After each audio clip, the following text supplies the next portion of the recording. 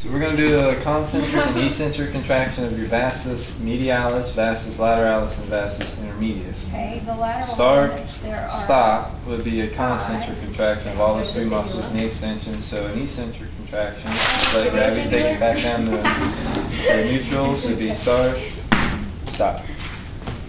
A concentric contraction of the rectus femoris will be going into hip flexion and knee extension. So you do just like so. Start, stop. You haven't started? No. You go to hip flexion, then stop. Start over. Rectus femoris. You got to do hip flexion, knee extension simultaneously. So you do just like so. Start like so. So start, stop. So that's a concentric contraction of the rectus femoris. Start right here, stop. So eccentric contraction, I would go into these motions and just let gravity bring me out of them. So I start a hip flexion, knee extension, start, stop. We're going to do the hamstring muscles, concentric and eccentric. You got the semitendinosus, semimembranosus, and the biceps femoris, both long and short head. All three of the muscles, except for the short head of the biceps femoris, are responsible for extension of the hip and knee flexion. So a concentric contraction of those three muscles would be start, stop. An eccentric contraction would be start, stop. Now if you're doing the short head of the biceps femoris, all it does is knee flexion. So it would be start, stop. Eccentric would be start, stop. Concentric contraction of the gastrocnemius does knee flexion as well as plantar flexion. So we have to do knee flexion and plantar flexion at the same time. So just like this. Start, stop. Start, stop. Alright?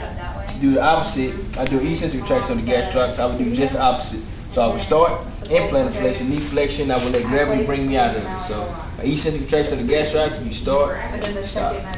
Start, stop. Alright, the soleus, they're to make them a prime mover for ankle plantar flexion, you have to eliminate the gastrocs when you do so by squatting down to really get the soleus is the only muscle that's working.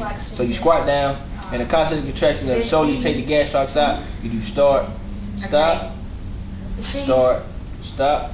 Alright, eccentric contraction, you do start and plantar flexion and just let gravity bring you down. Eccentric contraction of the soleus, start, stop, start, stop. Alright, we're going to do concentric and eccentric contraction of the peroneus longus and the peroneus brevis. They're responsible for ankle eversion and they assist in plantar flexion. So concentric contraction would be start, stop, start, stop. Eccentric would be letting gravity take it back down. And it'd be start, stop, start, stop. Tibialis anterior does ankle inversion as well as dorsiflexion. So to do a concentric contraction of this, we have to do this one open chain. No, wait, hold on. So a concentric contraction of the tibialis anterior, which does ankle inversion and dorsiflexion.